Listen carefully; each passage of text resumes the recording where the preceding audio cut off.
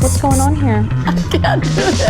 Let's go ahead and call the coroner out here. This body's been moved and repositioned. Quite often in deaths involving criminal action, a law enforcement representative will be at the autopsy. The forensic odontology section helps us out mostly with identification.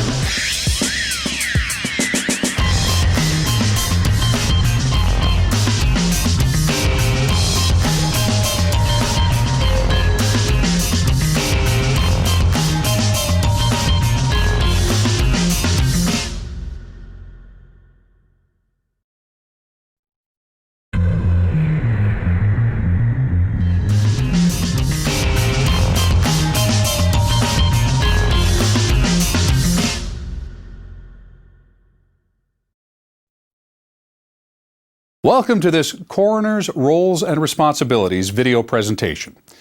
Most members of law enforcement are aware that the coroner plays a key role in death scene investigations, but they may not have a complete understanding of the coroner's role at a death scene and what authority the coroner has during the investigation. Specifically, a coroner or medical examiner is the official responsible for investigating deaths in their jurisdiction, especially those happening under suspicious circumstances, and determining the cause, time, and manner of that death. Most of the 58 counties throughout the state of California use a coroner or sheriff-coroner system for death investigations. However, some counties use a medical examiner system for death investigations. The roles and responsibilities for coroners and medical examiners are the same, but their training and qualifications are different. As you watch this program, you'll hear our subject matter experts use both terms, coroner and medical examiner, or ME, to refer to the death investigators. By design, the coroner's investigation is independent of the legal investigation that law enforcement performs following a death.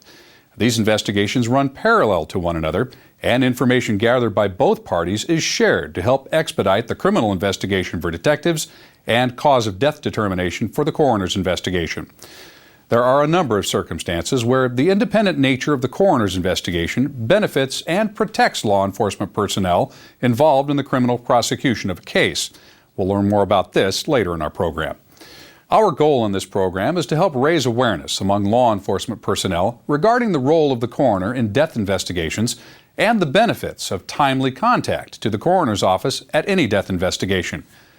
It is important to remember the role or title of the death investigator may vary from county to county, but the California codes and guidelines that govern their jobs are the same throughout the state. As with many post videos, we'll use scenarios to demonstrate some of the key points relevant to this subject matter.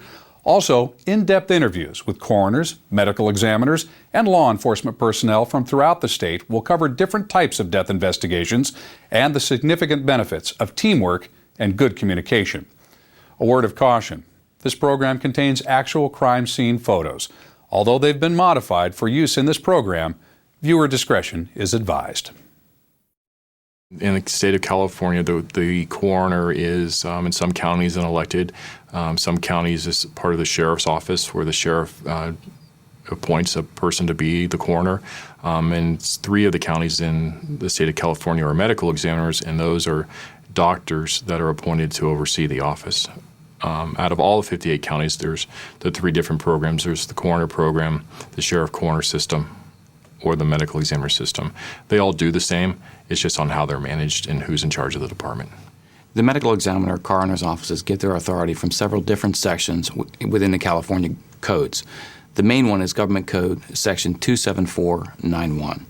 That code specifically states that any violent, unattended, sudden, or unusual death shall be reported to the coroner's office for the coroner's office to make an inquiry into the mode and manner and circumstances surrounding those deaths.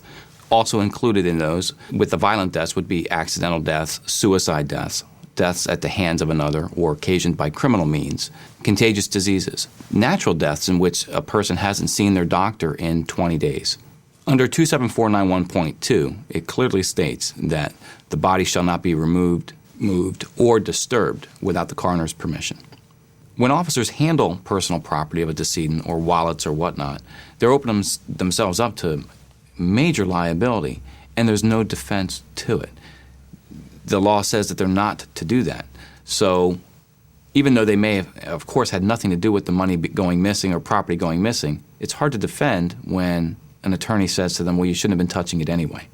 It is a protection for the law enforcement folks that the coroner's office is responsible for the decedent's property. Government Code Section 27471 mandates that the coroner's office are the ones who have to locate, identify, and notify next of kin of the decedents falling within medical examiner jurisdiction. Health and Safety Code Section 102875 is also one of the main reporting requirement codes for the coroner's offices in the state, basically saying that folks without medical attendance, persons who die and their doctor is on extended leave, those kind of deaths need to be reported to the medical examiner's office. 102875 covers generating the death certificate, what should be on a death certificate as far as date and time of death, cause of death, manner of death, and decedent demographic type information. Government Code Section 27464 basically states that any note written by a decedent that tends to indicate his or her intention to take his or her life shall be impounded by the coroner's office, not law enforcement. We are legally required to impound those notes, make copies of those notes, and to make sure that the notes are released to whom they're addressed. Well, the government codes do state that the coroner's office shall be immediately notified when a death falls within their jurisdiction. So those deaths that are obviously violent, obviously due to accident, criminal means of another, suicide, are obvious medical examiner cases, and the coroner's office shall be brought in as soon as possible. It's important for many reasons that the coroner gets involved earlier rather than later. The first and foremost reason is to help law enforcement determine date and time of death, which may be so important in a criminal investigation. It's important for new patrol officers to build a good working relationship with the coroner's office because they will be able to help answer a lot of the questions when dealing with dead body calls as to which direction it needs to be taken and maybe help you find something that you missed at the scene because you're not trained to look for certain specific things and you not be the one that messes up the case because you automatically assume it's a natural death or a suicide when in actuality you've got a homicide on your hands.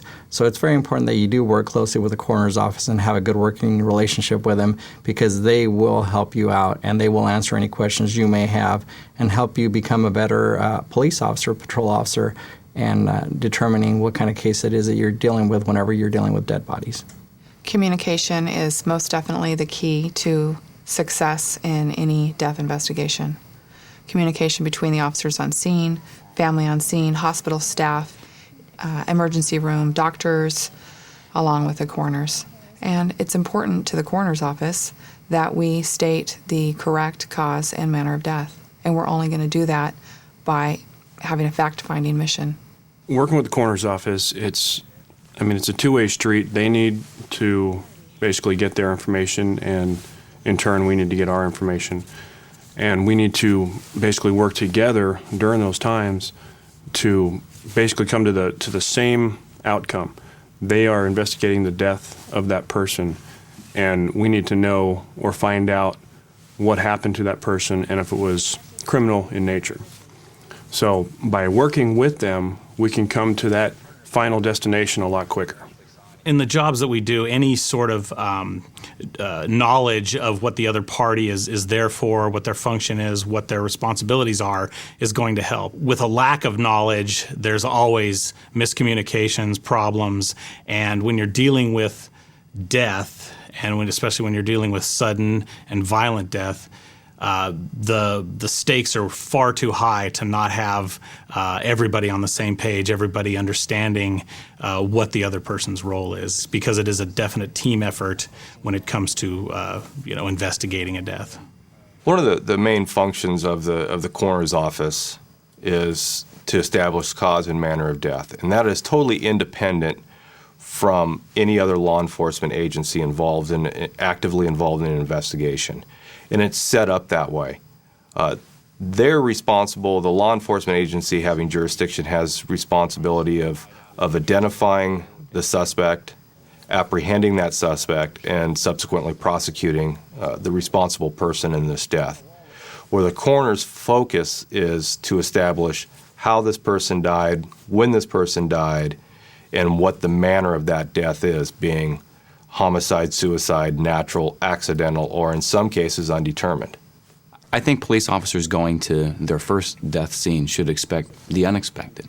It's an unknown experience for even folks who have been experienced with dealing with thousands of deaths.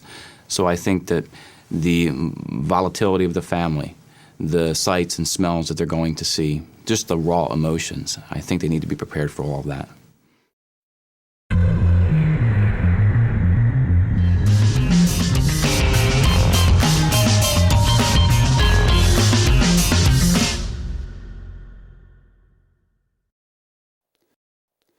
Sometimes, an officer's response to their first death investigation can be an emotional experience, but it's important for the responding officers to stay focused and follow standard investigation protocols, even in the event of an apparent natural death. And proper communication with family members is vital. The coroner is responsible for communication with the decedent's doctor, and discussions with family regarding a possible autopsy or the time frame for release of the body to the mortuary should be handled by the coroner. Okay, Sarah, it sounds like a great trip. Yeah, let me just check the dates with Bob and I'll call you back, okay? All right, sis. Bye-bye. Hey, Bobby. Bobby. Bobby. Hey, wake up. Bobby. Yes, my husband's, he's not breathing. He's not breathing? Yes, can you come, please? What is your address, ma'am? 243 Crescent Drive. Units will be dispatched immediately. Okay. Please make sure the front door is unlocked. All right. Ma'am, can you lay him flat on his back? I can't do this. I can't do this.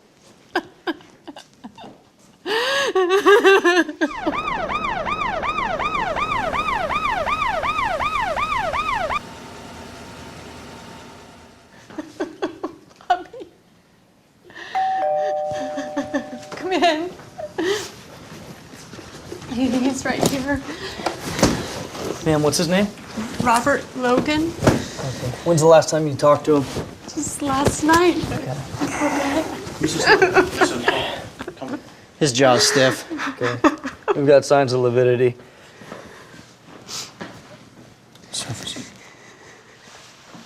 Mrs. Logan, I'm Officer Lewis, the River City Police Department. I'm just doing the initial investigation. I have to ask you a few basic questions about your husband. You think you can answer me now? Okay. I need your husband's full name. Robert Logan. Okay. And what is your husband's date of birth? March 14th, 1958. Okay. He's pronounced 11:30. No signs of trauma? Not that we can see. All right, looks like a coroner's case. River City PD, coroner's case. It's called paperwork. Did he take any medication? No. No. Did he have any medical condition? Any heart problems? No. He didn't think much of doctors, so he hasn't been for physical in years. He doesn't take any medicines, and, well, he asked me to get him some Tums a few days ago, but... Okay. The last time you saw him, when was that? Last night, he fell asleep in the recliner, and this morning I was in here and I called to him and he didn't respond. Okay. Is there anyone you want me to call for you right now? My sister. Your Sarah. sister? Okay. Sarah. Does she live in town? Okay. Do you have any questions right now? Well, what's going to happen with him? We already notified the coroner's office, so the coroner's office will respond, and they will take over the investigation. And if you have any questions, they will answer all those questions for you. Mrs. Logan, do you have his ID and your ID for any chance? Yeah, I have mine. I can hold on for a few minutes.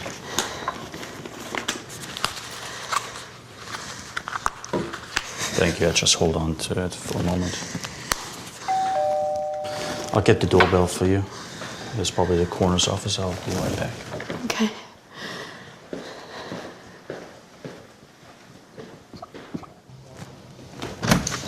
Hi. Hello. I'm Sherry with the coroner's office. Hey, Officer Lewis. Hi. What can you tell me about what's going on? We have a 50-year-old white male. He was pronounced dead at 11:30 this morning. He has no medical history, according to his wife, and there was no evidence of any foul play at this time. Okay. What time did the 911 call come in? Approximately 10 minutes prior. Okay. Why don't you go ahead and introduce me to the wife? Okay, come on. Mrs. Logan, this is Sherry with the River City Coroner's Office. Hello, ma'am. First of all, let me express my condolences on behalf of myself and my office. The reason why I'm here today is because my understanding is that this is a very sudden death and that he hasn't seen a doctor. Is that correct? Okay, well, what I'm going to do today is I'm going to go and I'm going to do a cursory examination, check to make sure he hadn't fallen and hurt himself, and then I'll come back and I'll get some background history on him, as well as tell you what the next steps are going to be. Okay? Do you have any questions up front I can help you with? No, I didn't. Okay. I don't know. All right. Well, I'll be back, so if you think of anything, be sure to ask. Okay? Okay. Are you going to stay here with me? Yes, I can. Okay.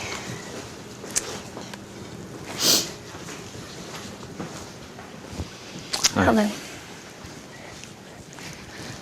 Here's a run sheet from the paramedics. Great. What I'm going to do is I'm going to take some overall photos first, and then I'll go ahead and do a little cursory examination. Okay.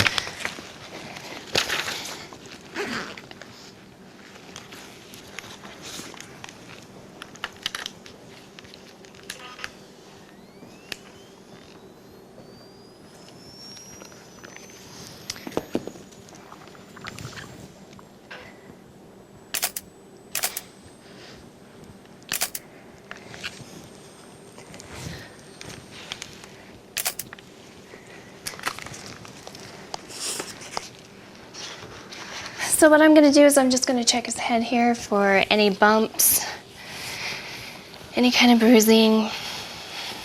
Checking his eyes for petechia or signs of heart disease.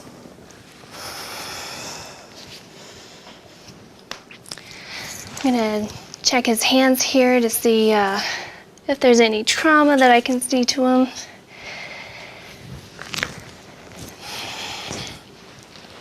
He's a little bit stiff, but otherwise I'm not really seeing any kind of trauma. Okay. And all I have to do now is get his tags ready and I'll finish up with the wife. Okay. They're in the kitchen. All right, thanks. Hello, ma'am. Thank you for your patience. I just wanted to confirm a couple of things with you. What is your husband's name? Robert Logan. And that's Logan? Mm-hmm. And his date of birth? March 14th, 1958. And his occupation?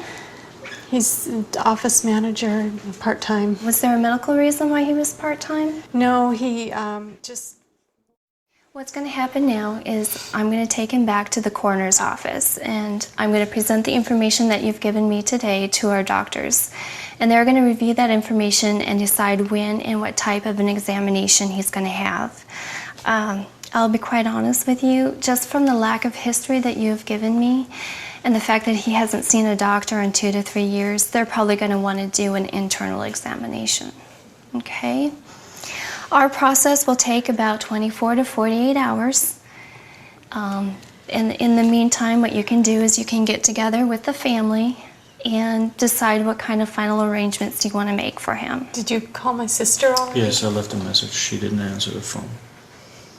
The officer may wait here for your family members to get here if you want. And if there's anybody else that we can call, since we haven't been able to contact your sister, we can definitely call to make sure that they're here for you. Okay.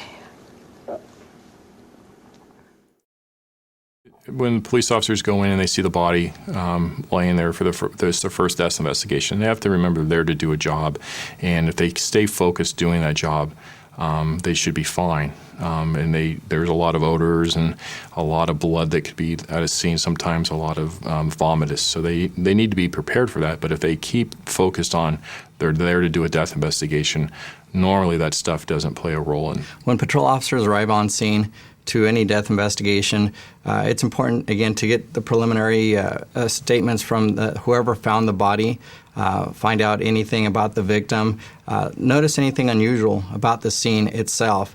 And at that point, if something doesn't feel right, it's perfectly okay to contact a detective, a supervisor, to say, hey, this doesn't seem right, or again, the deputy coroner, because they're going to respond out there anyway when it's something, if it's an unattended death or something that may just seem a little bit too suspicious, but you're going to have to be able to explain it to them why it is that it doesn't seem right to you. So the preliminary officer that responds to the scene is going to have to be able to articulate that to the coroner or to the detectives that go out to the scene to say, this is why it doesn't feel right.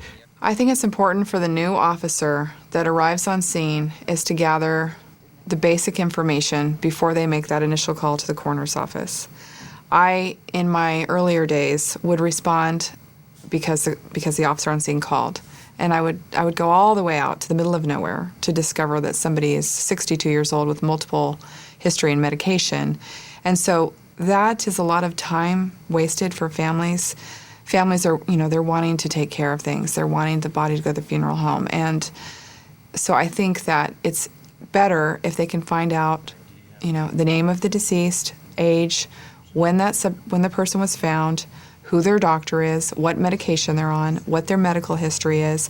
These are the things that we're going to want to know right away in order to make a proper assessment on whether this is a coroner's case or not.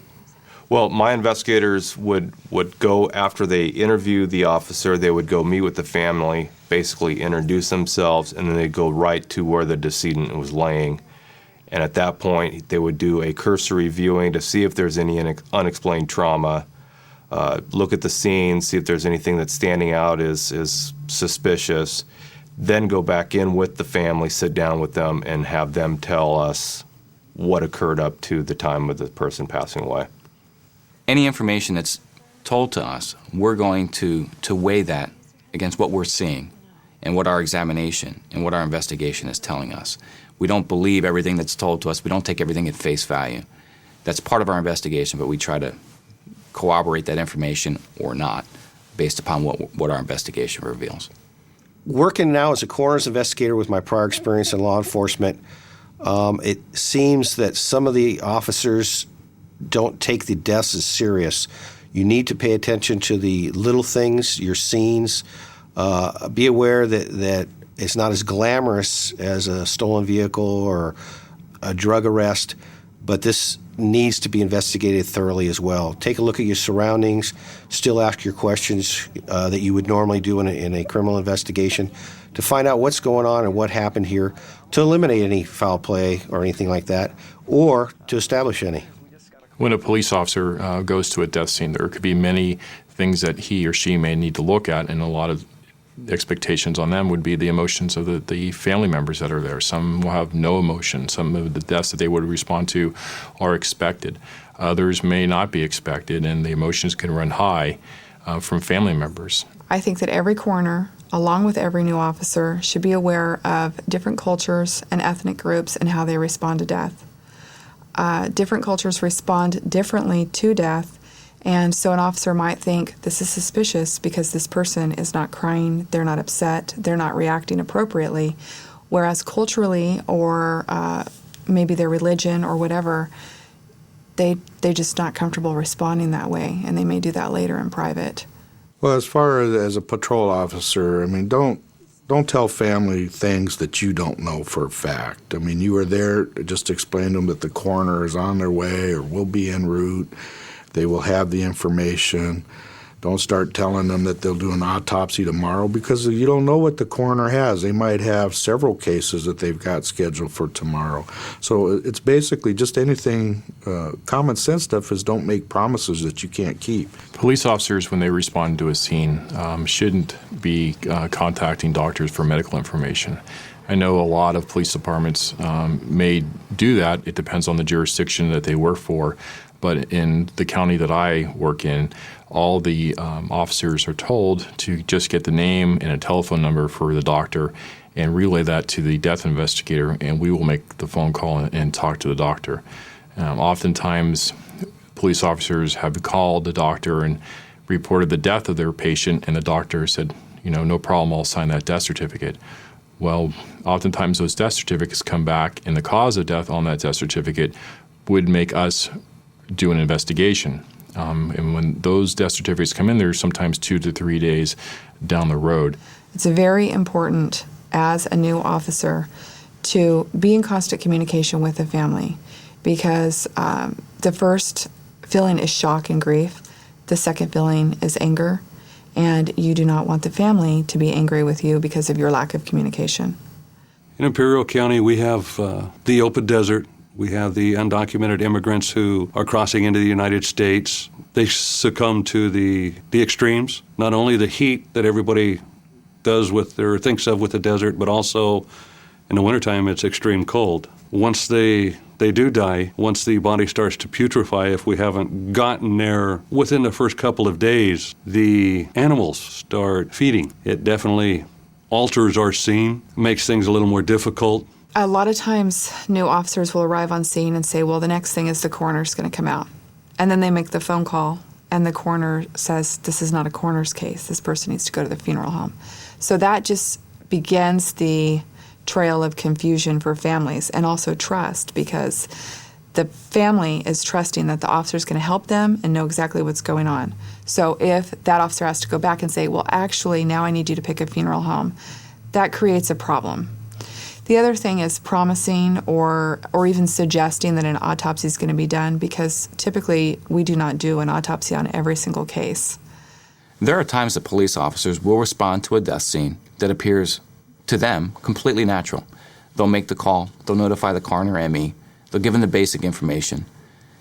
That information oftentimes results in a response to the scene by the coroner medical examiner's office. Because of the expertise of some of the coroner medical examiner folks, upon further examination of the body or just a looking at the scene, they can say, wait a minute, I'm not necessarily comfortable that this is a natural death. And then we can back out, notify the homicide or detective personnel with that agency. It's imperative that the law enforcement folks, especially in those situations, didn't disturb anything, because it is possible, it does happen, not often, but it does happen that apparent natural deaths turn out to be something more than that.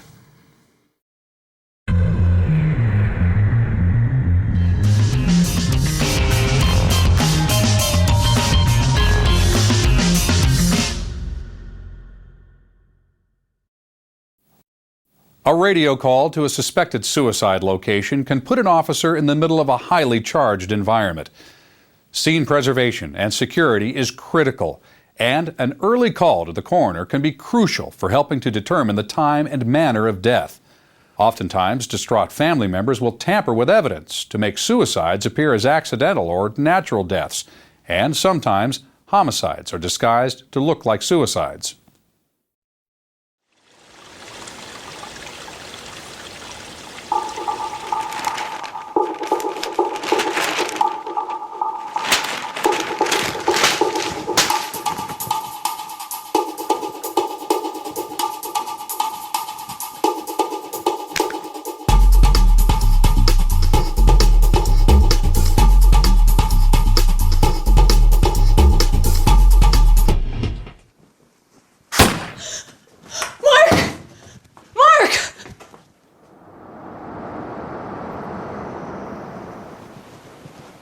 Hi, I'm Kim with the coroner's office. Hi, I'm Officer Williams. Hi, what's going on here?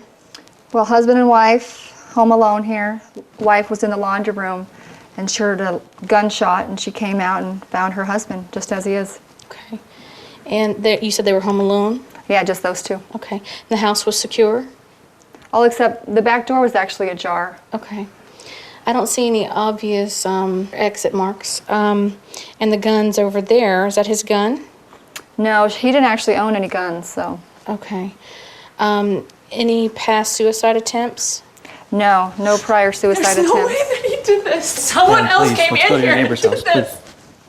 Is that the wife? That's his wife, yeah. Okay. She's going to go next door. Yeah, that's a great idea. So has he ever talked about suicide before? No, he's never talked about suicide before. Okay. What about right-handed, left-handed? He's actually right-handed. Okay. Well, that's a little strange. And you said that the gun has not been moved? No, when we arrived, the weapon was right as it is, and we even asked the medics, and no one had moved it. Okay. The gun placement is strange, with him being right-handed, and the wound is on his left side of his head. What I'd like to do is take a closer look at the wound. Okay.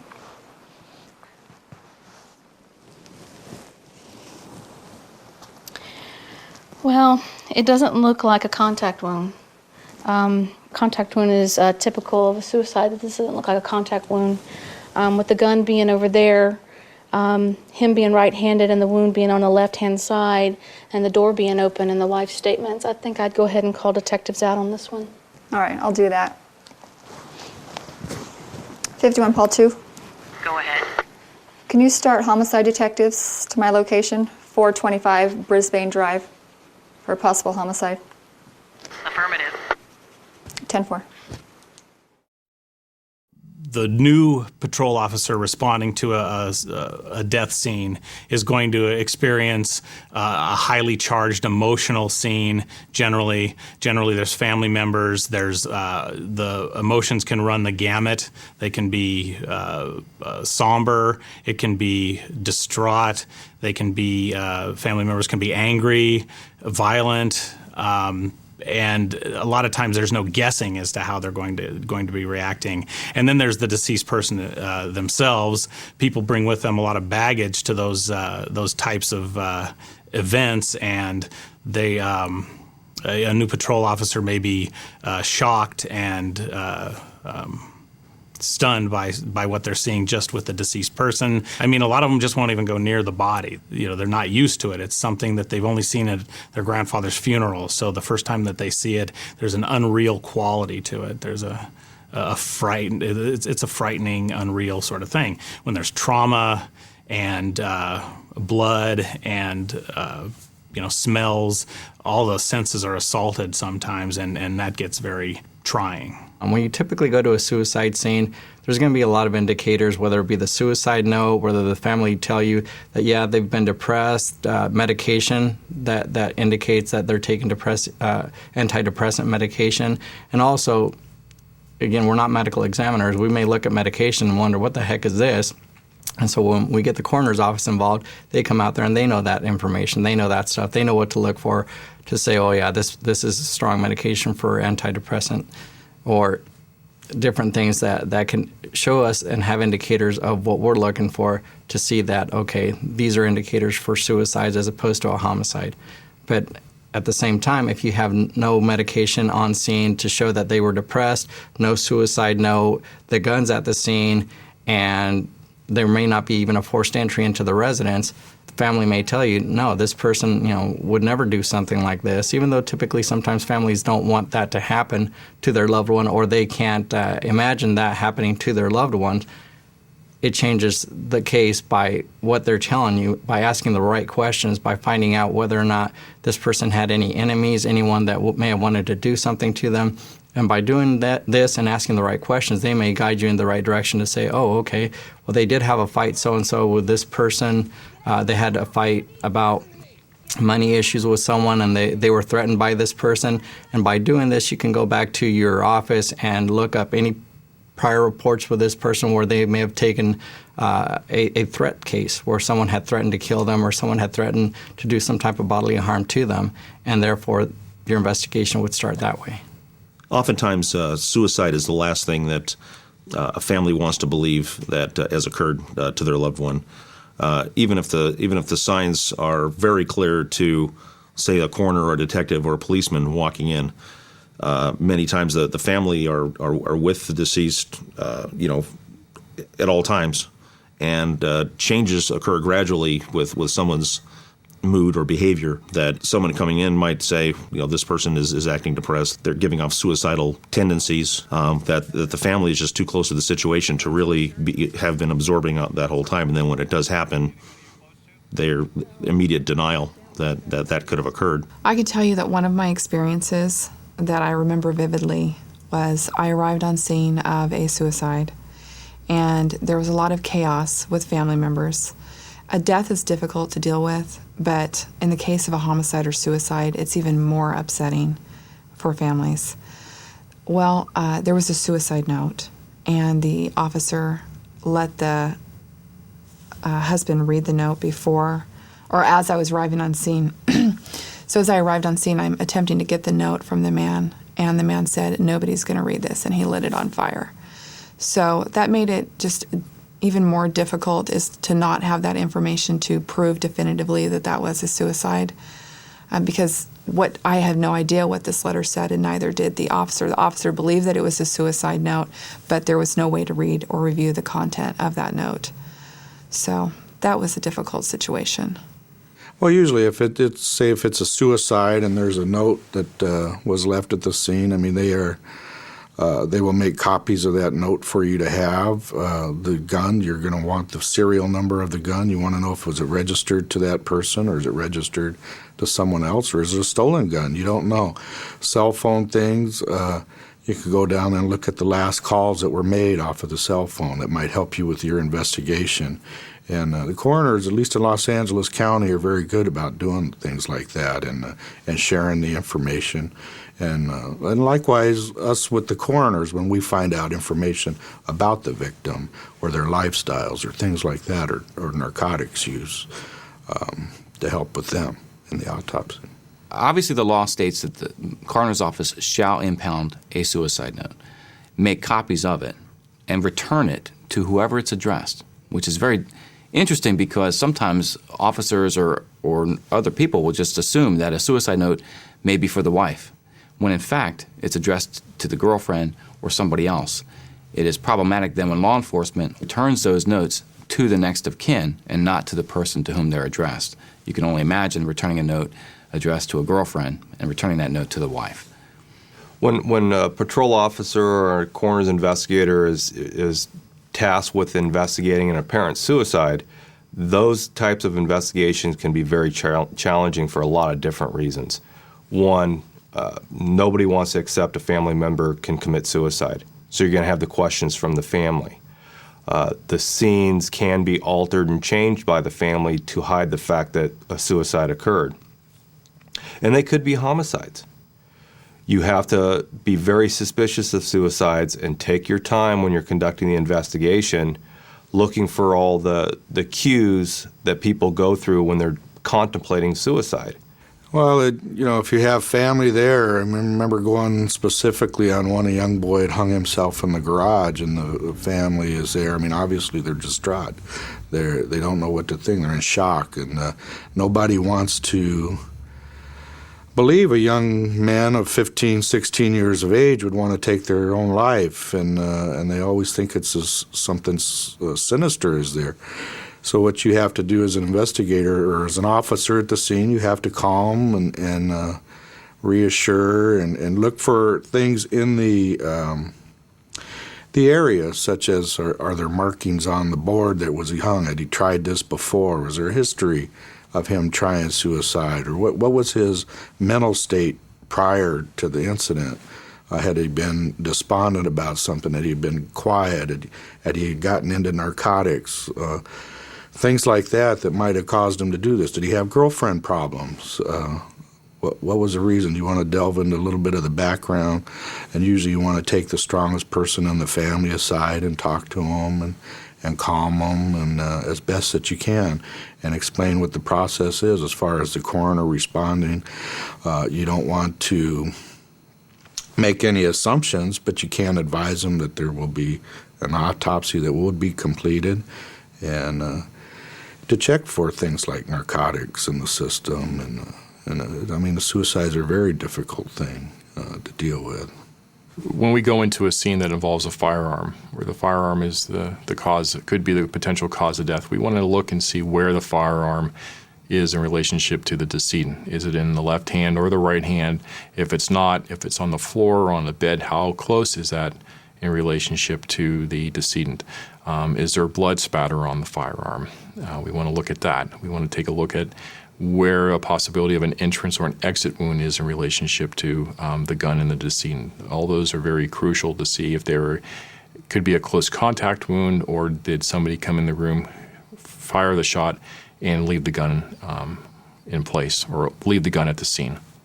So we want to take a look at all that stuff. And if there's pooling of blood, how long and what direction that blood is pooling to, if it's going to the left or to the right. When we go to a death scene and there are items of interest, not only to the coroner's office, but to us, there's legal things that we need to abide by as the sheriff's department or a law enforcement agency, where coroner's office or the MEs have different guidelines. And to get the final answer, ultimately, they need information and we need that same information. So we don't have a problem, and in working with these people on a daily basis, they don't have the problem either, that they obtain their information and 9 times out of 10 will release the property or whatever we need to us so we can legally get the answers that we need at that point. Another case our agency had a year ago was very interesting. It was an elderly gentleman who died during the night, and he was known to sleep in his recliner. So we got a call from the scene. The paramedics arrived and declared this gentleman to be deceased after the care provider had gotten up and found him unresponsive. So paramedics came and they declared him deceased, but no one removed the blanket. I mean, he was cold and very obviously deceased, so they just declared it, called us.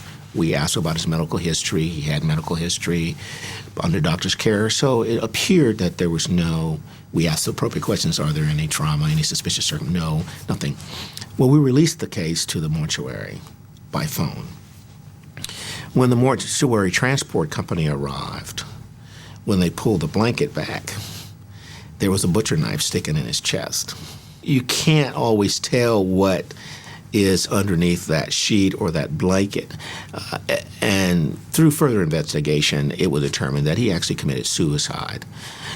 He was in lots of discomfort from his illnesses, and he had made comments to his family and to his friends that he was probably going to do something like that. Every call that's reported to the medical examiner's office, the coroner investigator should start from the mentality that this is a homicide being reported to us, and work your way down.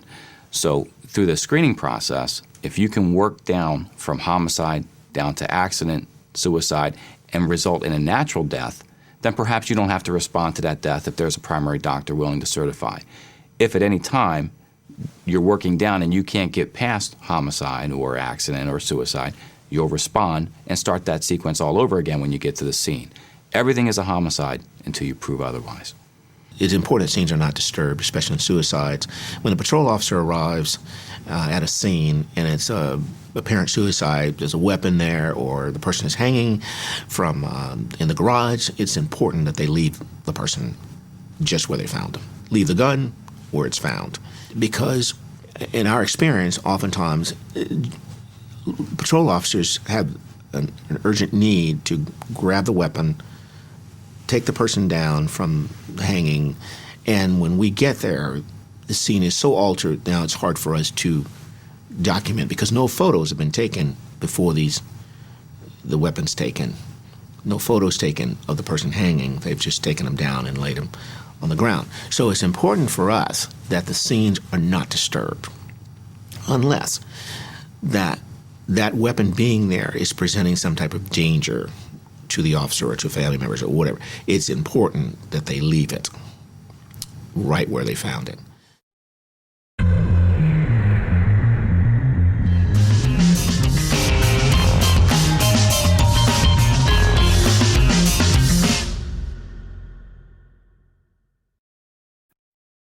When investigating a homicide case, early communication between law enforcement and the coroner can lead to additional information for both investigations. Most detectives know the value of the coroner's early involvement in a homicide case. This teamwork leads to solid case building for criminal prosecution down the road. 911, what is your emergency? Yeah, 911. Yeah, I just heard gunshots. I'm at Wagon Wheel Park. Are you all right, sir? Yeah, I think I'm safe.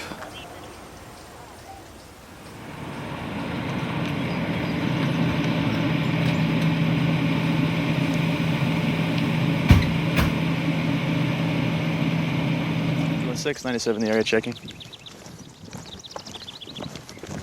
Oh, look, it's over there. 51-6, I'll be 1151 on the one in the bushes at the north end of the park. 10-4. I'll check for a pulse. All right.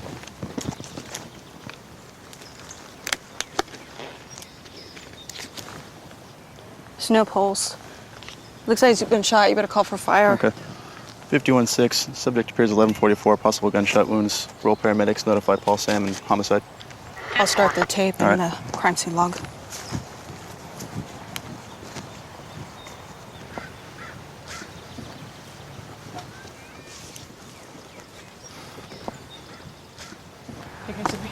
Thanks. Right back. What's up, guys? What's going on? So you got a gunshot wound, no signs of life. It's a possible homicide scene. All right.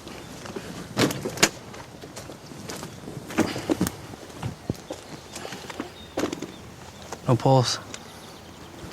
Pulseless apneic. Okay, we'll pronounce him at 10:45. Okay. 51-6, FD on scene, pronounced at 10:45. Hey. Alrighty. Oh, there's Jones. Over there. All right, thanks. Thanks. How you doing, gentlemen? Hey, Jones. Hey. What do we got? Call came out as shots fired here in the area. Checked the area, found him lying here in the bushes. No signs of life. Apparent gunshot wound to his ribs. Paramedics have already come and gone, pronounced at 10:45 hours. We've got a perimeter set up, and my partner's working on a witness list right now. Okay. Check real quick. Check for witnesses anywhere? Yeah, they're working on that now. Okay. He has not been identified. Yeah, I think we should go ahead and call the coroners out here. Check them for ID. Let's get ID out of here for photographs, video, and then let's get out of here.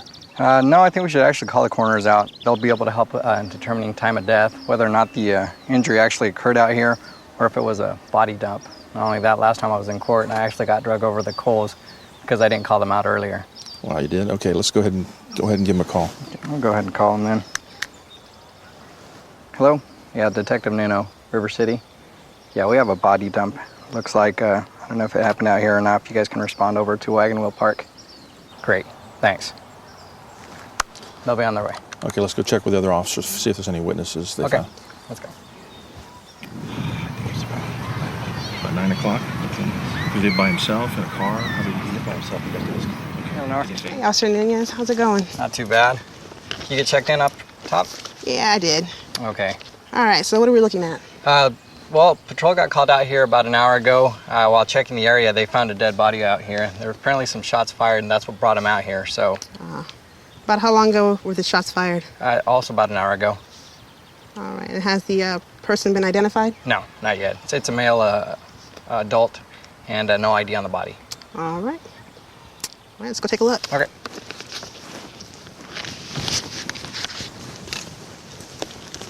There it is. All righty. Let's see. Were there any witnesses to this incident? You know what, my partner's talking to some people right now, but I don't know if they actually saw anything or not. Alrighty. Do we know if anything's been disturbed or moved? My understanding, everything is how it was found. Right, Jones? Yeah, that's correct. About how long ago were these shots fired? It came out about an hour ago. Well, based on his rigor mortis and the temperature of his body, I'd say he's been here a lot longer than an hour. Really? Well, that changes the game plan since the shots fired had nothing to do with this. Looking at the lividity is not consistent with his position. Say this body has been moved or maybe dumped. Really? Well, If that's the case, we're going to need to call more manpower out here. You know what? Let me call more people out here then, if that's the case. That way we can canvass the neighborhood. Looks like we got a body dump. It didn't happen out here, unrelated to the gunshots. Do you need backup? Yeah, we're going to need more manpower to canvass the neighborhood. We'll roll them. Okay. Bye. Well, as a patrol officer at any death scene, one, you want to secure the scene and you want to protect it. And as a young patrol officer, we would want as detectives for them to notify us and let us make a determination whether we will respond or not. Any suicide scene, you have to treat it as a homicide just because you don't know for a fact that it is a suicide. You go out, you have your photographers go out, you document your crime scene, you take your notes, you notify the coroner. And again, in Los Angeles, we'll notify the coroner right away. We call the first call and say, this is what we have. They'll assign you your coroner case number, and then you roll on out and you take it and then collect your evidence, process your crime scene, and then have the coroner respond. It's very important when you're working a homicide, law enforcement are working a homicide, and getting the coroner involved in the case in a timely fashion. Obviously, if you have a person out in the open, it's daylight, there's going to be a lot of changes occurring to the body. The lividity changes, rigor. Obviously, if there's a lot of heat, it's going to cause the body to rapidly decay.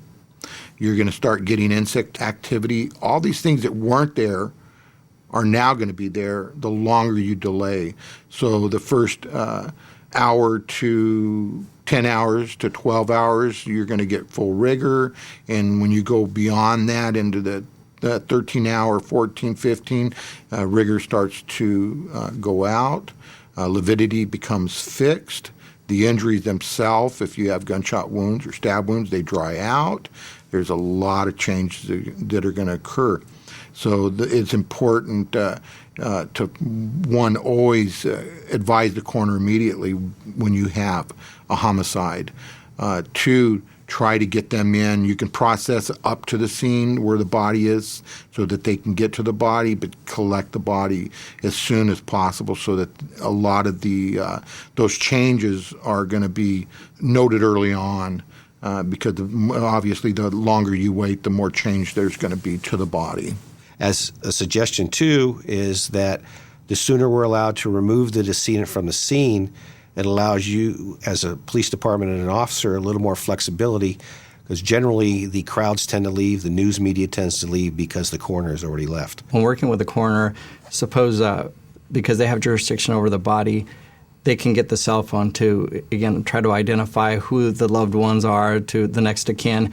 And as they're doing that, they can help us out because they can look into the cell phone and say, this is the last person that they called or this is the last person that contacted them.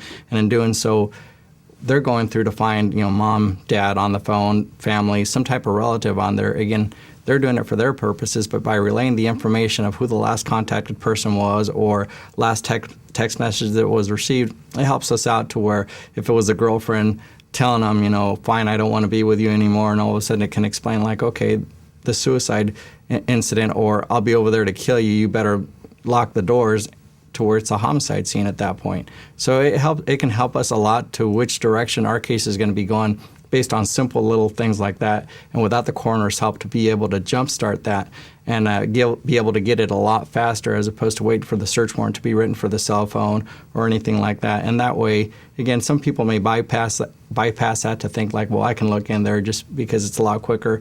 But again, for court purposes, you want to make sure you do everything a lot cleaner. Once you have the search warrant, it makes it a lot easier. And if you have a tool and a resource such as the coroner's office where they have the right to get into that, why not utilize them? It makes things a lot easier. Communication is so important. Getting the coroners and medical examiner folks to the scene is imperative, and the sooner is better than later. Some of the old-time folks or folks who just don't have much interaction with the medical examiner's office, we believe, tend to think that, well, let's hold off on bringing them because basically there's nothing that they can do. They can't go up to the body. We still have to process our scene before they can get there. We need a search warrant, things along those lines. And a lot of folks, and I don't know if it's a majority of the folks, but may think that the coroner's office or medical examiner folks are basically going to disturb their scene, when in fact, the coroner's office folks have been trained on how, obviously, to interact in a scene in which there's lots of evidence around. But more important than that, the coroner's folks can go right to where the body lies and do an examination. They don't need a search warrant to do that. And the information that can be received from that examination, it can be very helpful in determining time of death, date and time of death, perhaps even the cause and manner, and give detectives an idea of where to start, maybe which direction their investigation is going to go. Usually whenever we go out to a death investigation for a homicide scene, by having the coroner's office out there, they can tell us how long the body's been there because of different signs that the body shows. They could tell us through lividity, which is where the blood settles, to show whether or not the body was laying there when it first died or not, or the position of the body in and of itself. So we can pretty much determine by the coroner's information to say if the person was actually killed there on scene or if they had actually been dropped off there at the scene. Oftentimes, things may be different in a homicide investigation that may not be consistent with how an individual is found, such as the individual where post-mortem lividity may be on the back and the person is found prone. So that is not consistent with how the person died, because if you have lividity on the back, that means that person was supine. So that individual may have been rolled, or it could be an indication that the body was dumped there if the lividity is not consistent with how the body was found. So oftentimes investigators don't understand that or recognize what post-mortem lividity is, and the death investigator, based on experience and training, is able to identify that very quickly, and it can be crucial to an investigation. In my role as a deputy medical examiner, I go to suspicious deaths or known homicide deaths to examine a body at the scene, in their surrounding, in the environment, and in the position in which it was found. And that helps me address concerns or issues that might come up at autopsy, helps me understand more about the wounds that I'm going to be seeing at the autopsy and understand how they interact with the scene or the environment that the body was found in. When law enforcement and coroners have a good working relationship, it makes both jobs so much easier. If a local agency has a homicide that they're investigating, a phone call is all the coroner's really looking for. Hey, this is what's going on, this is what we know. We don't need you right now, but in about an hour or so, we're going to ask you to respond out here and do your coroner's investigation. That gives the coroner's office that much time to start preparing themselves for that response, getting their equipment together, notifying the pathologist of what's going on, see if he has any questions and any concerns that he wants the investigator to answer at the scene. If the coroner doesn't know about a homicide that's being investigated and 4 or 5 hours into it, they call us to come in and, transport the body to the morgue for an autopsy, we're going to have to get there and still do our investigation. So that's going to delay things. And the longer that person is laying out there deceased, things are changing. And so the coroner would like to be involved very early on so we can see it when the investigators see it, and we can make our own determinations of time and cause and manner of death. Notifying next of kin is crucial, especially on a homicide investigation, is more crucial. That way we can work together to make sure that the next of kin is notified, because oftentimes the police have some questions that they need to ask the family, and as we allow the police officers in our county to go make the death notification so they can continue their investigation, as long as the officer either one takes us with them on that death notification, or they are referred, the family members are referred to the coroner's office so we can make sure that they're aware of the death and the procedures that the coroner's office will be doing and how to release the remains to a funeral home.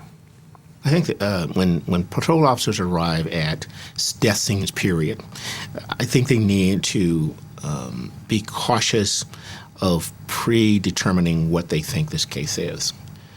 We've made those mistakes. I've made those mistakes as a young officer, going out to scenes, being told something as you walk into the scene, and kind of believing that, it gets stuck in your mind. Every scene death should be approached with caution and suspicion. because you can't tell from just what's you see on the outside as to what's the death, what's really happened. Homicide investigations are the instances where law enforcement and the coroner's office work very closely together.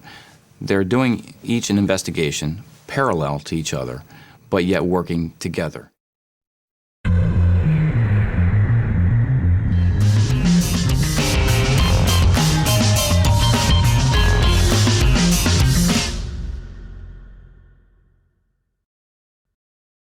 While vehicular accidents are unfortunately a common occurrence in most jurisdictions, good scene documentation and investigation are still important, and sometimes this attention to detail leads to surprising results. I'll check the victim.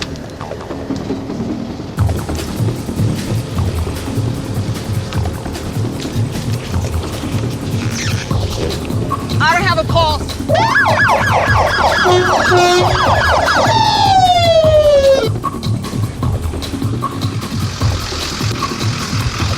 Hey guys, I don't have a pulse on him, and this door is stuck, so you're gonna have to go around to the other side.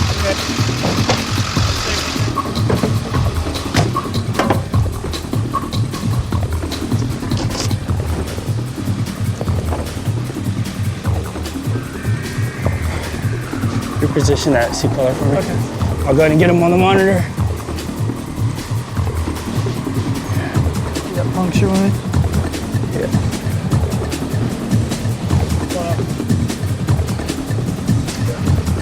I don't hear anything. All right. Lake Sicily and 2 leads. Pulse to Sabnik. Go ahead and pronounce him. You pronounce him. He's 1144. River City 44-3, can you start the coroner for confirmed 1144 location? 10-4. You want to get a sheet, I'll get this cleaned up. You got it.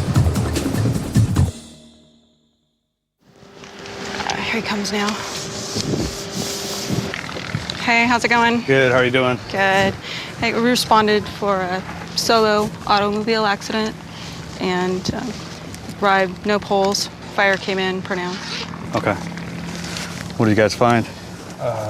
Got one adult male in there. She said pulse at Sabnik. I put a C-collar on him, dragged him out. I put him on the monitor.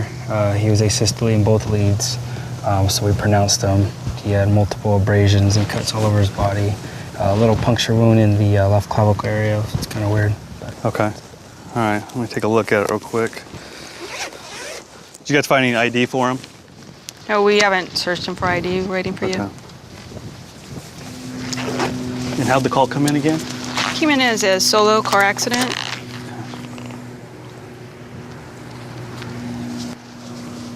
You said you found a puncture wound?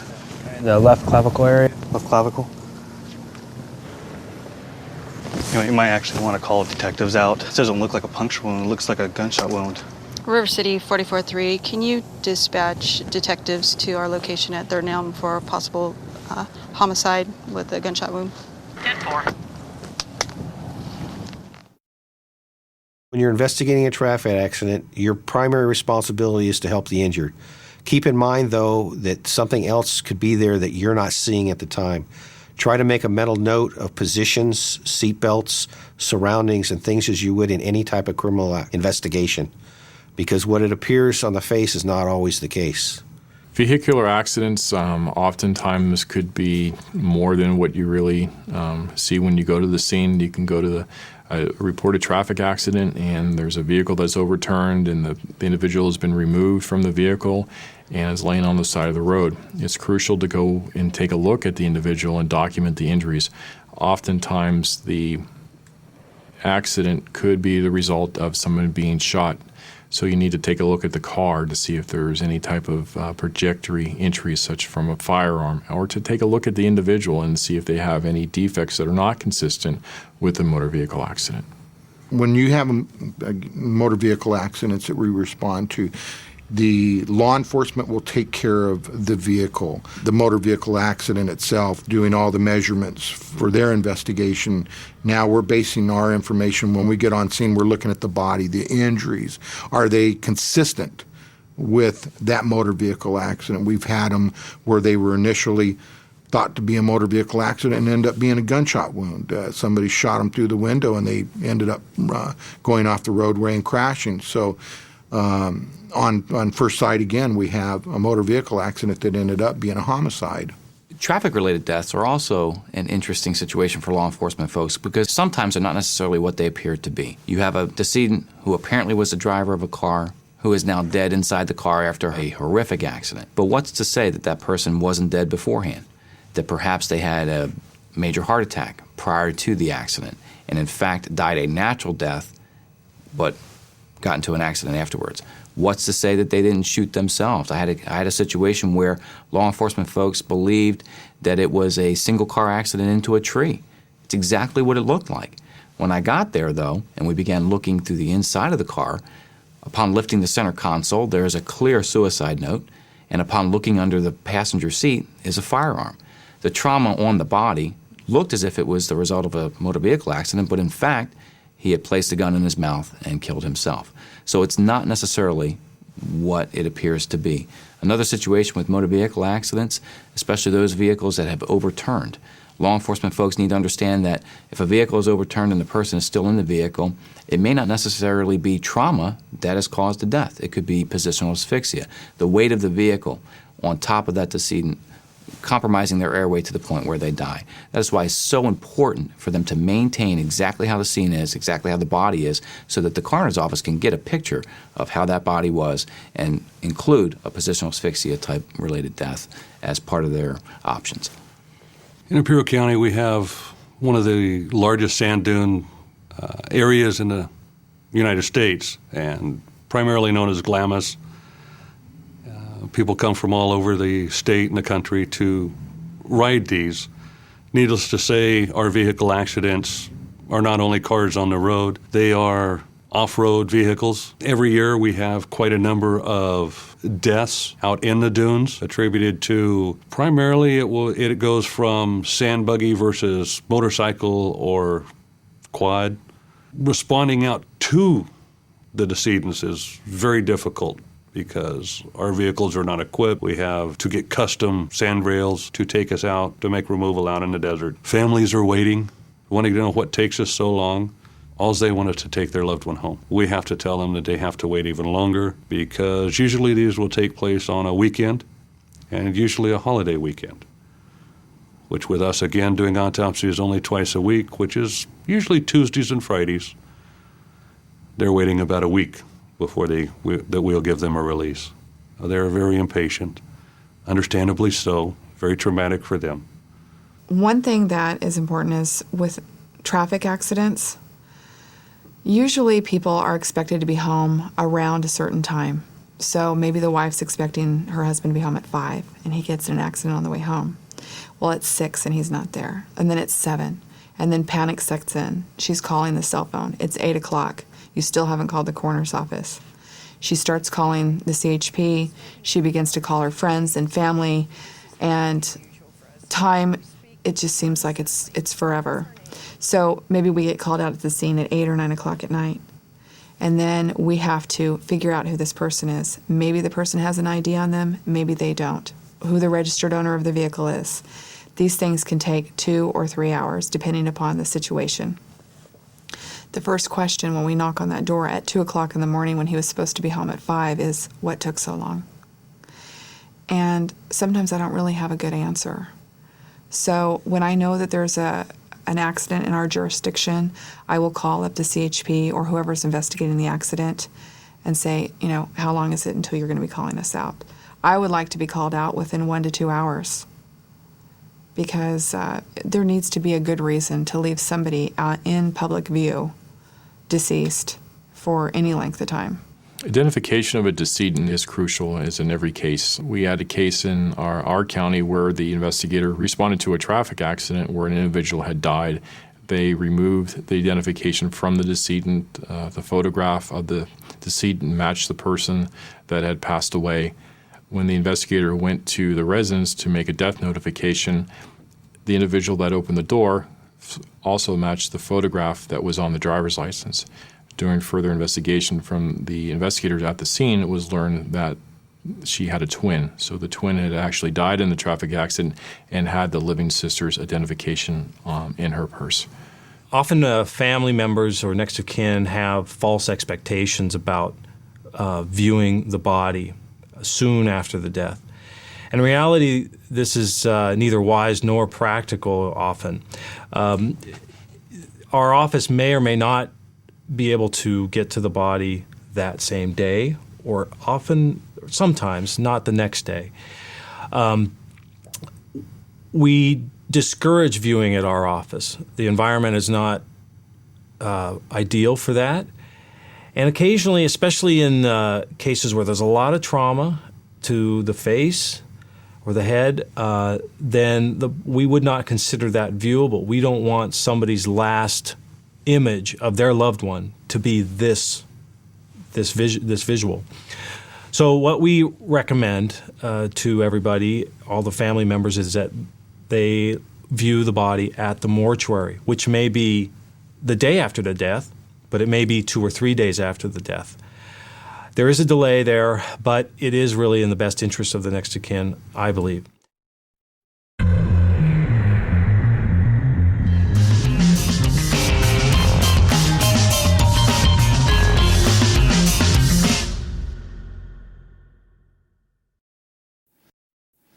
The forensic autopsy is what most people picture when they think of the coroner's office. This is where case-critical information is gathered, and the involvement of detectives during the autopsy process can lead to a strong dual investigation of the case at hand. Let's take a look at some of the processes involved during the forensic autopsy and subsequent investigative work that quite often takes weeks or months to complete after the initial autopsy. In cases of sudden, violent, and unexplained deaths, the bodies generally end up at the coroner's office, where the body is processed in a particular manner, where fingerprints are done, where identification is confirmed, and then an autopsy is performed. The autopsy consists of 3 main portions. The initial portion is the external examination. External examination is a detailed observation of both visual and palpable observation of the external aspects of the body. After the external examination, the next step of the autopsy is the internal examination. Again, it is a detailed observation of every organ, system, body part, and tissue by the pathologist. Once that is completed, certain samples are retained, and then ancillary tests are performed on those body parts. The ancillary test consists of toxicology, microscopics or histology, swabs, cultures can be taken for bacteriology, virology, there can be dental x-rays, odontology. And then once all of that information is put together, along with the scene investigation, that's where the coroner's function is finally put to the test. That's where the coroner can decide what the cause of death is, what the manner of the death is, the classification, the identity of the person, and that next of kin has been identified and notified. X-rays are important both for identification purposes and also for evidentiary purposes. Projectiles can be found in the body and wounds can be interpreted a lot better. The forensic odontology section helps us out mostly with identification, where we can match up post-mortem X-rays with ante-mortem dental X-rays. Another important ancillary portion of the autopsy is the histology. The histology portion is where the pathologist examines tissues on a microscopic level, and they can determine certain disease processes only at that microscopic cellular level. Pursuant to California law, sometimes the coroner ends up doing autopsies against the family's wishes or desires. Our goal is to determine the manner and the cause of death, and our objectivity is part of that, determining the manner and the cause of death. Quite often in deaths involving criminal action, a law enforcement representative will be at the autopsy. Generally, this is a detective. The detective can provide information to the pathologist to help the pathologist determine the cause of death. Vice versa, the pathologist can provide information to the detective, most specifically concerning wound interpretation, timing of the injuries, and the time of death. In addition, the pathologist can provide a lot of information to the detective. More specifically, they can provide information as to wound interpretation, what the instrument may have looked like, and time of death issues. In a typical homicide investigation, during the autopsy, there is first and foremost a lot of photographs being taken and evidence being collected. We spend a lot of time on the clothing and other items that may be on the body. And once we get past that point, we spend time washing the body, cleaning the wounds, so that we can see as much information as we possibly can without it being obscured by dirt or blood. The autopsy at that point proceeds just like any other autopsy, in that there are incisions in the chest and abdomen and over the top of the head to examine the insides of the body, examine the organs and the brain, looking for natural disease and, of course, evidence of injury. We take the findings that we see on the outside of the body, in way of injuries, couple that with what we see on the inside, and we can put together wound tracks or paths of bullets or paths of stab wounds and determine why the person died. In that process, we also take other specimens such as toxicology samples like blood, or organ samples like liver for toxicology. And we also do microscopic work when it's appropriate. We may also do x-rays on the body when appropriate, looking for bullets or tips of knives that might have broken off in the process of the stabbing. We may even call in other experts like an anthropologist or an odontologist. There's a positive and a negative to the CSI effect that's going on now. When we say CSI effect, we mean all the television shows that have been on about the capabilities of our forensic folks in this country. They sometimes lead to unreasonable expectations about what we can do and the timeframes in which we can get those things done. In 2 to 5% of the cases that a medical examiner's office does an investigation in, there is no cause of death determined. It's listed as undetermined. No matter that we did every scientific test, we did a very thorough investigation, just unfortunately that is the way it is. So if a family member is told by law enforcement or anybody that yes, at the end of the autopsy they're going to have a cause of death for you, and they're going to be able to tell you exactly why your loved one died, that raises their expectations, and in the medical examiner's office, on a very small number of times, may not necessarily be able to come up with that cause and manner of death. Therefore, family members never get closure, even though they thought they were going to get it. And they'll have no trust in any kind of public agency because they were told one thing and then we didn't come through.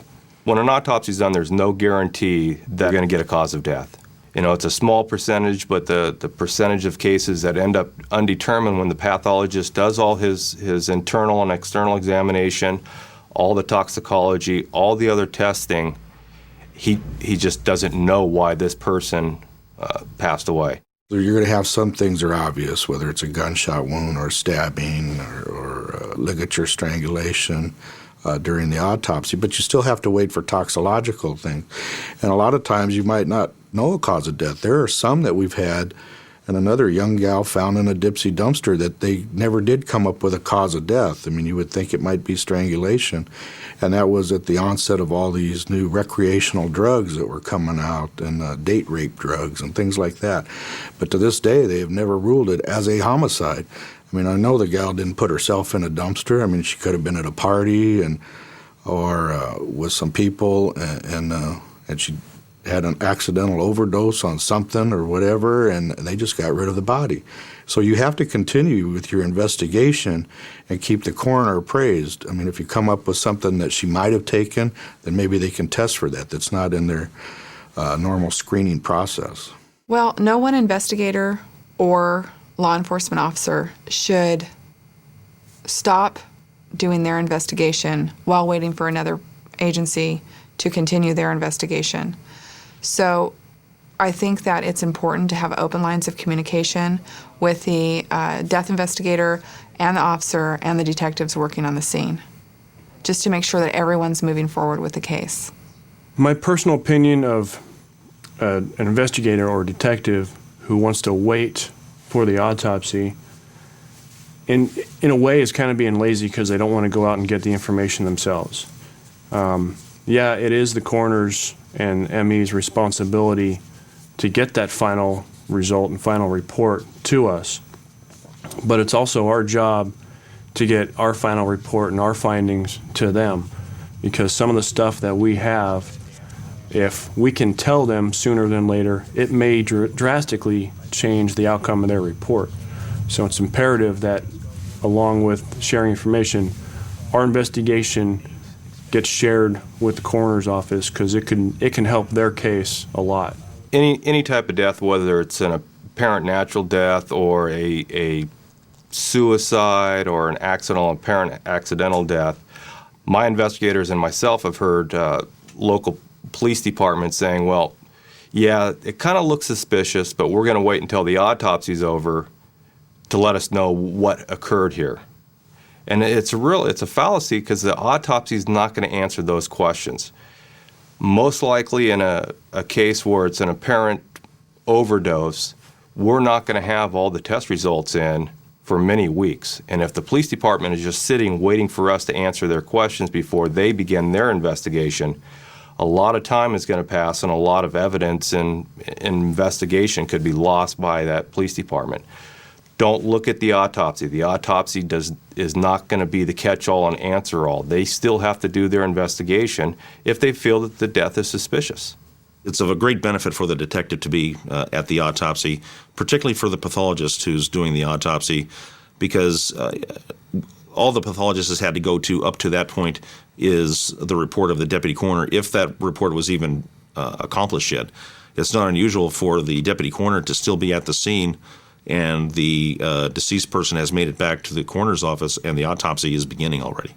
So the detective is able to give a complete picture and a feel for what was happening at the scene to the pathologist, which is going to help him determine things like angle of trajectory of bullets, knife wounds.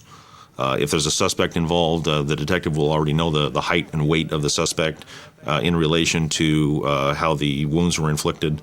It just clarifies the picture for the pathologist and makes for a more complete picture for us. Working with the coroners, you're on the same team. You're working for the same goal. The coroners is obviously going to do the forensics and the cause of death and all the biological workups that have to be done on your decedent, and you are doing the investigation. So if you don't have that exchange of information, they might have something important from the toxicological reports or whatever that might help you in your investigation, and vice versa. You might be interviewing somebody that gives you information about the decedent's lifestyle that you could relate back to the coroner's office as far as what they were doing or what they were into. Communication during a death investigation with outside agencies such as law enforcement and the coroner's office is crucial. We do parallel investigations, and we need to share information with the law enforcement community and the investigating agency, as well as they need to share information with us. So if they're continuing to do a death investigation and they learn something, such as the person was taking a certain type of medication that we didn't know about initially, or they were taking illicit drugs, what those drugs are, so we could go back and test for those drugs in our toxicology screens if we haven't done so already. Being at the autopsy on a investigator or detective level can benefit us in the case that we're investigating in a number of different ways. That if it's something as simple as a gunshot wound or multiple gunshot wounds, being at the autopsy, we'll be able to get trajectory, meaning, how they were standing when they were shot, or maybe where suspects were standing when they shot, or how many suspects or how many different weapons. And if we only have limited information at the scene and we go to these autopsies, we could come out with a lot more information which could help us down the road of ultimately who we're looking to talk with. And if it's something with a different type of injury or a different type of death, we don't know what that is, the coroner's office at that point can tell us, hey, your guys are going to be looking for this type of item or instrument. That's what caused these injuries, which enables us later down the road when we do talk to people and do search warrants that we can find these things and hopefully find the weapon that caused these injuries to that person. So it's beneficial for the detective or investigator whoever's investigating that case or who has a role in that case to go to these autopsies or get the final result of these autopsies, because without it is damning to your case. The best way that the coroner's office can work with a detective is different key important factors like identification. We can do dental identification, we can do prints, we can do a DNA analysis through the Department of Justice. Other things that we can do are entomology. We can gather insects and then work with the local entomologist. Also, if it's a buried body situation, we can get a board-certified forensic anthropologist to assist in the investigation and oversee the dig or the removal of the human remains that are underneath the surface. And we have people that are typically trained in how to appropriately perform a dig. Other things that we can do are assist with gathering evidence off the body at the coroner's office during autopsy, anything like that in order to have a successful investigation. We're there to assist, in my opinion, in a homicide situation, although we have important things that need to be done. We want to know the correct identification of this person and eventually get to the cause and manner of death.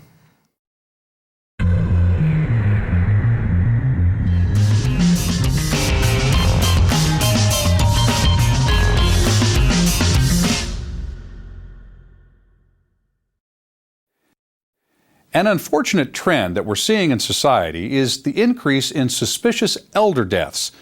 There is a common perception that old people are supposed to die at some point, and officers sometimes tend to want to rush through these scene investigations. But ask yourself this question: if this were my parent, would I be in such a hurry? Would the living conditions that I'm seeing at this scene bother me and make me want to slow down a bit and investigate more thoroughly? When a patrol officer responds to an elder death scene, the patrol officer should go in there and be very, very cautious to not jump to the conclusion that this is an old person and old people die. Not necessarily the case. Sometimes folks die because they've been neglected, because they've been abused.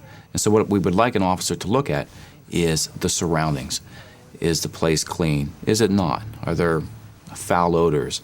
Does the decedent look healthy, or is it very thin, emaciated, dirty? Is there any kind of sores that are seen, any trauma, anything that looks like trauma? And I think that the main thing that law enforcement folks and coroner investigators need to remember, if that was my loved one, would I want them in this condition when they die? If the answer is no, you really need to be digging a little bit further. I think in natural deaths, sometimes it's very easy to just say, this is a natural death. This is the death of an elderly person, rather than let me go in and find out all of the information pertaining to this case so that I can make a good assessment of the scene and what happened to this person. If they're inside a residence and the condition of the residence is really bad and they're not real sure to have reached the point of neglect or not, they can step back and say, would I want a loved one of my family members to have to live in this type of environment? And if the answer is no, then you can't be questioned by going too far. Make the phone calls, get other people that have more experience and training involved, and let them make the decision. The only poor decision you can make is to clear this case out without doing anything when there's actually neglect occurring. If you're on an elder death and you find that this elderly person is living in deplorable conditions and you find that there's no food in the refrigerator, lack of medication, lack of proper health, cleaning, hygiene, things like that, we want to know. Usually at the end of the questions that I will ask an on-scene officer, I'll say, did you find anything unusual? Because they may answer every question that I have, but they may see something that I haven't asked. So that's why I always open the door to anything unusual that you see at the scene. Well, yeah, this place is a complete disaster. Tell me more about that. Who's there taking care of this person? Elder deaths, which is the majority of the cases that the coroner's office looks at, can be very difficult cases. When the coroner arrives, there's the mindset this is an elderly person and they're supposed to pass away. They have run the course and they have died of natural disease or causes. And it's a concern that we don't put blinders on to these elder deaths, that they get fully investigated. Is there neglect involved? Could it be a suicide? The number of elders committing suicide is on the increase. We have to investigate these very thoroughly to make sure that, yes, they did pass away of the natural causes and there's nothing else involved here.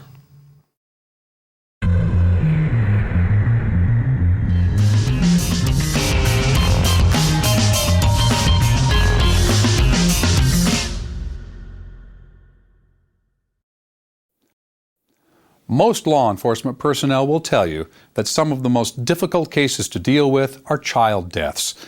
As with all death investigations, it's important to keep a cool head and focus on securing the scene and contacting the coroner early on to help determine what has caused this child's death. It's a traumatic time for the child's family, and officers must walk a fine line between being compassionate to the family and doing a thorough investigation of the incident.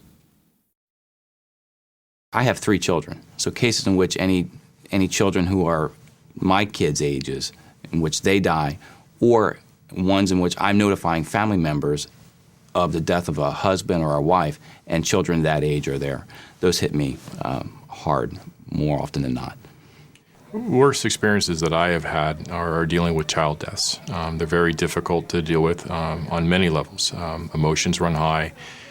For everybody. Family members have just lost an infant or a young child, so there's a lot of emotions that go with that scene. You have parents that are crying, they're being tended to by social workers or family members or priests, and then you have the first responders such as the firefighters that are trying to save this individual's life, and they can make a connection because maybe they have young children, so they're working very hard to save this person's life. And oftentimes the person cannot be saved, and death is pronounced at the scene. So you have to deal with the impact on the first responders, firefighters, paramedic, ambulance crews, and police officers. Child deaths, though, are very hard. Children aren't supposed to die, especially accidental deaths. We do get quite a few, and if anything, too many accidental children deaths, with the kids running out to greet family members at a vehicle, running out to a car and getting run over. It's very hard, and it's very hard on the families, and that's an important time to make good contact with the families, support the families, and again allow us to explain everything to the families of how things are going to go so they don't have any surprises. On infant deaths or children under the age of 13, our levels of suspicion initially on any call are going to be very high. We're going to be elevated because we have young people with no medical history that are dead. When an officer arrives at a scene of a child death, I think it's probably one of the more traumatic cases for them to deal with because oftentimes the parent or the care provider is bringing that child to them saying, do something. And they feel pressured, like most of us would, to do something. And so when paramedics arrive, if they arrive together or if they arrive individually, and they're going to want, the family's going to want the paramedics and the patrol officer to either start CPR or start doing something. So that's why oftentimes, probably more than 50% of the time, these deceased children are taken to the hospital. But once that happens, you're now creating a problem for scene preservation. Because in current society, we're finding many of our child deaths are suspicious deaths or even homicide deaths. So it's important that patrol officers approach child deaths with lots of caution and lots of suspicion without putting the family into a position of feeling like they're criminals. Suspicious child deaths are very hard to find and very hard to locate because there's not always gross trauma as in an adult. A lot of things are subtle, and a majority of the things are found out during examination or during subsequent interviews. A lot of it would pertain to you, what you're finding at your scene, what you're finding out at your scene investigation, what's being said by the family members, if their stories are consistent. Again, it's not going to be obvious. It's going to be subtle. And you need to be aware of the flags or the signals that these people give off. And it's the same type of thing when you're interviewing a suspect, where they tend to do different things to avoid the contact with you. In cases where it's an apparent SIDS death and the child has been taken from the home to a hospital, There are certain protocols that law enforcement and coroner office folks have to work under. They're statewide protocols to come up with the actual cause of death for the child. One of those is a scene investigation, a thorough scene investigation. So what we hope that law enforcement folks do is maintain that scene integrity, maintain the security of it, so that when we get there, we can conduct our scene investigation. When you're out on patrol and your radio sparks up and it says, information only, we have an infant not breathing at this address, when you're driving there, you're already getting stressed. You're working out every scenario in your head before you even arrive at that scene. The first thing is, right when you hit that front door, stop, take a second, gather yourself, because we get one bite at this apple. Going into that house, we have to make sure that you're not missing something. If the infant's already been transported to the hospital, you need to secure that scene. You have standing there now, stay there until your supervisor or someone else tells you that it's no longer necessary to remain there. Because the coroner is going to respond to the hospital initially, where the baby has passed away. We have the authority to respond to where the body lies, and that's the hospital. Once we're done with our investigation at the hospital and we want to get in to continue our investigation inside the residence, we may not be able to get in there. But if you're already there and have standing there, then we have access to it to further our investigation. On any death investigations, particularly with a child death investigation, if the body has been moved, picked up, and transported to the hospital to get medical treatment and end up passing away at the hospital, it's very important at that point also to send someone out to the scene so that they can document the scene as it was prior to the body being removed, because they may show a lot of evidence or indicate certain things as to whether or not it was a natural death or something at the scene had something to do with the death of that person or the death of that child.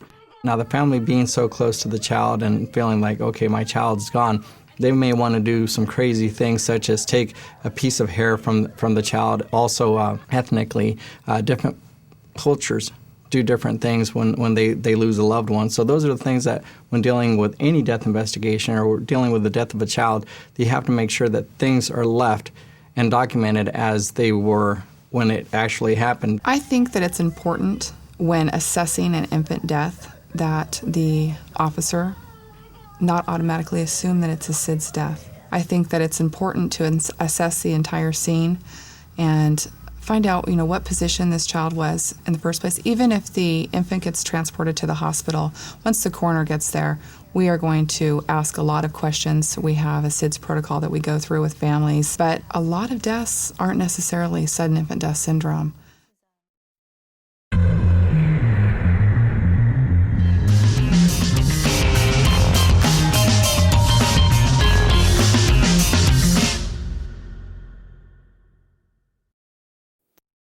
If you have questions or would like more information, please contact the coroner's or medical examiner's office in your county. And now, some closing remarks from our subject matter experts. For Post, I'm Mark Bailey, and thanks for watching. Overall, the relationship with the coroner's or the ME's office with the law enforcement agency has to be there, because if it's not, cases can get lost or damaged, or guys can get acquitted or case dismissed. But all the guys I work with and every coroner's member that I've come in contact with and our department, they all have one common goal. And the common goal is to treat this victim with the utmost respect. And speaking for the dead is their job and our job. So ultimately, they want to get that bad guy just as much as we do. But they need to have the death investigation side of it as to forensically how and why or what happened to this person. With their information shared with us, we can find out who and how and share our information so we can both come to a close and find out what happened. Working with the coroner's office has definitely helped out with our investigations on homicides, suicides, or any undetermined death, to where we can conclude what ended up happening to this individual. And also when it ends up in court, it helps out with trial to be able to prosecute the individual, because the evidence that we see, whether we photograph it at the scene, they can help articulate that by the autopsy and the evidence that they collect and that they can document at their facility. So by working closely with the coroner's office, we can definitely make our jobs a lot easier. You know, in any death scene, you just have to keep in mind that it's a team effort from the patrol officer that responds to the scene, talks to the initial witnesses, to the detectives that work the scene, to the criminalists that collect the evidence for you, and to the coroner that comes out and does the examination of the body, and later the autopsy, the doctors that do that. It's all a team effort so that when you come down to court, and as a detective, you're sitting there, everybody has their part. Everybody's a piece of the puzzle, you know, and everybody's little piece fits in there, and they all testify to what they did, and it should all come into the successful resolution of the case. I mean, you'll never bring their person back, their family member back, but at least it might answer some questions for them. In working through responding to death scenes, it's important to debrief with your coworkers. And also, most jurisdictions have crisis intervention or a counselor. Lots of officers feel like, you know, I don't want to go do that because I'm going to be seen as weak. Well, I think it's important that you clear your mind so that you can respond to the next death and so you can be available to help that family. And we all know that people that we work with, the families that we work with, they're experiencing the worst day of their entire life. And we need to be as strong as we can to help them through that. The coroner's office is responsible for the death investigation of an individual. And oftentimes the coroner is the representative for the deceased. We are their eyes and we are their ears, and we are there to protect their dignity and their rights and their property. Not only do we do the death investigation, but we do have those other duties that oftentimes people aren't aware of, that we are responsible for notifying their next of kin. We are responsible for safeguarding their property until next of kin can be identified and located. So we do have a lot of other responsibilities, and all those responsibilities that we have as the coroner's office are about the deceased. Our role is defined by the law, and we have mandates that we need to meet. It can be easy to get lost in the requirements, the case numbers, the photographs, the paperwork, the forms. And personally, I try to maintain a sense of at least a small emotional connection to each case. What was on this person's mind? What got them in this situation? I don't take work home with me in my head, but I'm human just like anybody else. There's somebody's son. There's somebody's brother or sister. They're somebody's friend. So their death has a ripple effect far beyond what I'll ever know.